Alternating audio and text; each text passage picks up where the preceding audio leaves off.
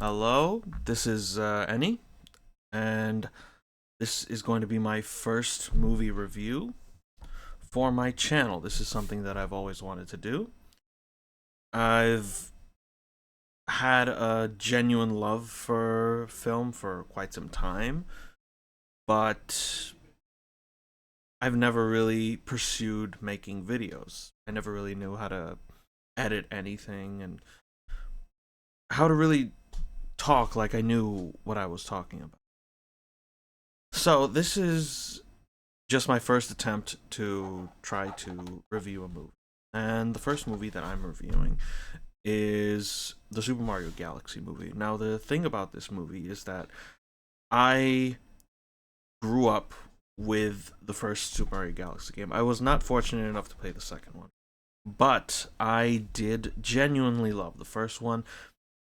I have so many hours on that game. I genuinely adore it so much. I've played it on my Wii back in 2008, and then when it was re-released in the Super Mario Collection, I purchased it again and I played it on my Switch Lite.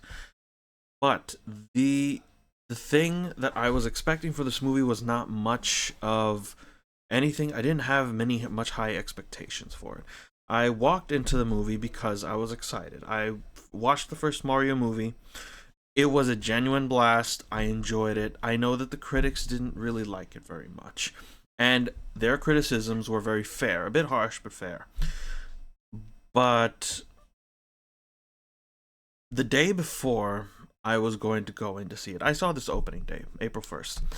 And when I went in to see this movie, I already had thoughts in my mind because I had seen several articles that were very harsh, very scathing against this movie. And I just thought to myself, what could this be worse than the original?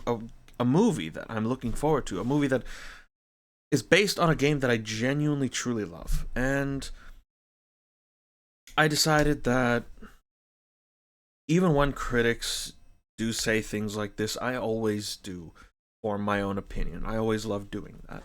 And because my opinion is mine. Sometimes we all have our guilty pleasure movies. We all have the movies that aren't we know aren't very beloved or aren't critically acclaimed, but we love them because sometimes they're just fun. Sometimes you see something that they don't, and that's okay.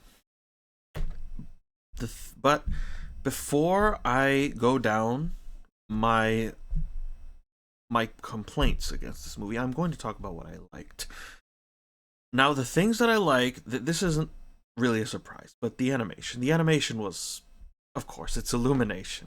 It's going to be great animation. No one has ever walked into an Illumination movie and said that movie looked like shit.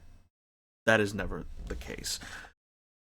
I will say that a lot of my positive opinions do heavily hinge on nostalgia. I will admit that. I loved seeing the Lumas. I loved seeing so many different mobs and enemies from the game. Like, for example, I really loved seeing the Queen Bee. I really did love seeing her. I wish she was in the movie for more than 5 seconds, but it was really nice seeing her. I personally think that I went into that movie and I had a very positive experience. There was hootering and hollering everywhere. Everyone was just happy and cheering, and you know what? I rate the experience that I had in that theater a 10 out of 10. It was very fun. It was exactly the same as the first movie. One very memorable thing about when I went to see the first movie when it came out, I remember was in that theater and there was this guy who had somehow snuck in an entire extra large box of pizza. I have no idea how he did that. This is a very small theater, and I had no idea how he snuck something that big in. He was giving a slice to a couple other people around me, and I was just stunned. It was such a vibe. But I don't want to get into spoilers yet. Hmm. Okay, I'm going to continue. I'm going to start the spoiler section here because I don't think I can talk about negative aspects of the movie without discussing spoilers. Now, I'm going to continue the positives because there are a couple positives that are also spoilers, of course. For, there was the reveal of Rob. He was mentioned before. I don't remember how, but it was his name was passed around on Twitter, I think. But I don't know what the source was. I do know that Fox was officially shown. Was it with a promo art and everything with the Glenn Powell, who I think did an okay job. I don't think he did a bad job, and I'm pretty happy that he did promote Star Fox being in the movie. From if the articles that I've read are anything to go by. Game and Watch showed up in the movie. It was a cameo, but oh my god, I'm so happy that I saw Game and Watch. It was just a little thing. It was just a little thing, but I did really like that. The mid credits scene was it was funny. I did find it very funny that the blue Luma came back, the despair Luma. Um and the lava room. If you've seen the movie, you know exactly what I'm talking about. That entire section was just the most awesome thing I've ever seen. Now, I need to move on to negative things, and there are a lot. I still think that Peach sounds like she's about to order a cheeseburger. She still has that exact same cadence from the menu. I can't shake that feeling. Like she's not doing a voice, it's just her. And it does get a little distracting. I still had that problem with the first movie. It's not unique to this one. Um, I genuinely feel like this story was an afterthought. I think that the story was just the thing that came after making the movie. Like they had all of these hype moments in Aura, and they decided, how do we make these hype moments fit in a story? And I feel like they they didn't even try their best because there were some sections where it didn't even make sense, where some scenes just moved into the other. Like I personally didn't like the entire section where the with the baby ray was used to on Mario and Luigi. I didn't really like the jokes at all. That's more of a personal preference, but I feel like that entire section was so pointless.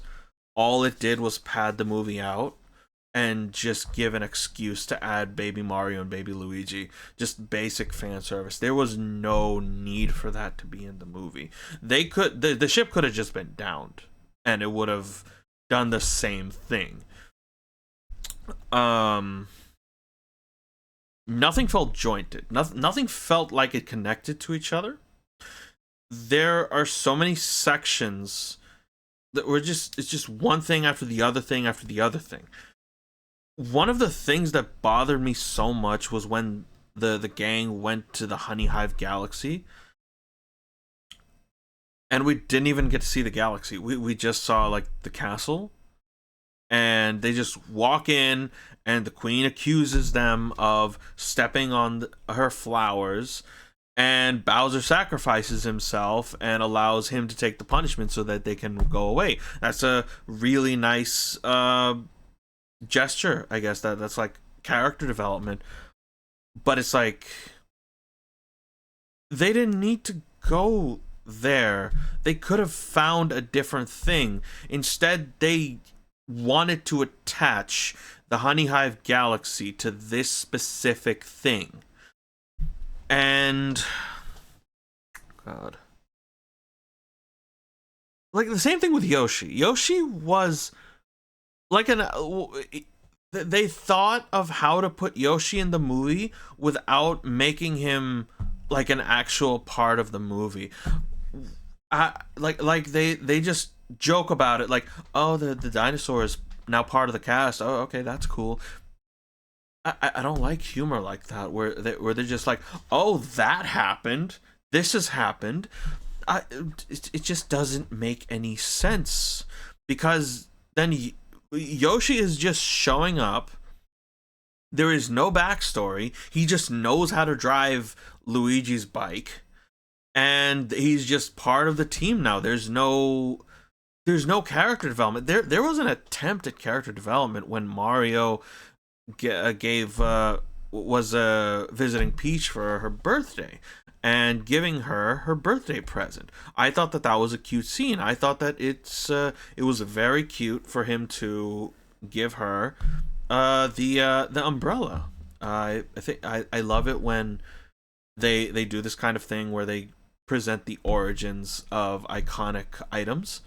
I thought that was really cute. I have no problems with that.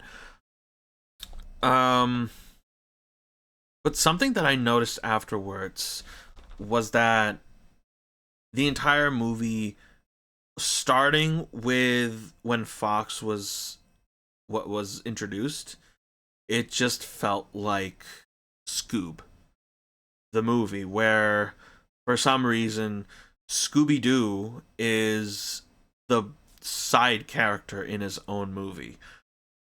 Scooby and Shaggy are in the movie, the gang are in the movie, but then Dick Dastardly and some other Hanna-Barbera characters are introduced, and they take up more screen time than they do. And who remembers that movie? They were planning on making a whole cinematic universe. Where did that go? It felt exactly like that. I was watching the movie and I felt it in my soul that it reminded me of something, but I wasn't sure what. And it hit me that it was Scoob, because Scoob was so forgettable because it was just a complete mess. And I feel like this was also a complete mess. Although I do say that Fox was very, very well integrated. I think that he was added naturally. They added him for a space related reason. So I don't have a problem with him being in the movie. I also think that Glenn Powell did a good job. I did mention that. This is the Super Mario Galaxy movie, and Rosalina's barely in it. Fox is in the movie more than she is. I think. Oh my god, I don't. I feel like even like Bowser Jr., both of them have more screen time than Rosalina do. Like, that's not very surprising, but the thing is, it's a Super Mario Galaxy movie. Mario Galaxy stars Rosalina as the pilot. Well, the pilot of the shit. I can't even remember the name of the ship. It was the Comic Observatory. All right, it's been a very long time since I played the game, but I was really disappointed, especially with how much they were just hyping Brie Larson up. I thought that she did a good job, but the thing is, I don't think they let her do much, just because the script barely has Rosalina in it, and it's just unfortunate.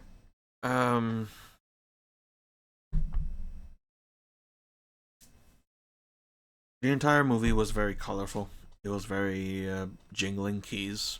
Basically, it was like I said, it's just one thing to the next thing to the next thing. The movie never stops. It never like pauses for a second to just slow down and to just let us take the scenery maybe. Like the first movie didn't really have that either, but it had slow moments because it was still establishing a story. It was a very hasty story because they were trying to get two different worlds. They were trying to show them off. That's true, but there was still a story connecting all the worlds together. And it doesn't even exist here. It's Super Mario Galaxy, but the only galaxies we have seen are the Space Junk Galaxy and the Honey Hive Galaxy. And I don't know if obviously I haven't played Super Mario Galaxy 2, so I can't know if it was mentioned at some point, but I just there's just a lot of things that I probably didn't catch. Although, speaking of the game, actually, the music in this movie was top notch. I love the little motifs of different themes in the movie. I I was just generally floored by it, but that's not surprising. You kind of expect that. Um, but my least favorite part of this movie was how dirty they did Bowser, where I feel like there was an attempt to flesh Bowser out and make him more than a one-dimensional villain, and then they just squashed that right out the gate. He sacrificed himself so that the guys could move on to the next objective, and he's placed on manual labor uh, to work off the punishment. And then like 10 seconds later, he's beamed up. He's kidnapped by his son Bowser Jr., who I don't even I felt like I didn't even really notice him in this movie because he was just I don't know how to explain it. He was just everywhere, and I was I was expecting him to be more, but he was just cartoonishly evil. Like he was basically the entire point of him is that he was supposed to bring Bowser back, and Bowser just he has these little moments. Like he's the reason that Bowser Jr. didn't fire like a really awful weapon at the R wing, and instead fired the baby laser. And because Bowser was like, "Oh, we don't need to kill them." And it's like, why would you write this character development if you're not gonna go further with it?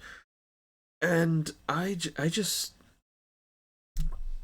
I'm not sure what happened there. Like, what was it? Just like a big joke? Was the joke that we never meant to make him actually good? Like, what are you kidding?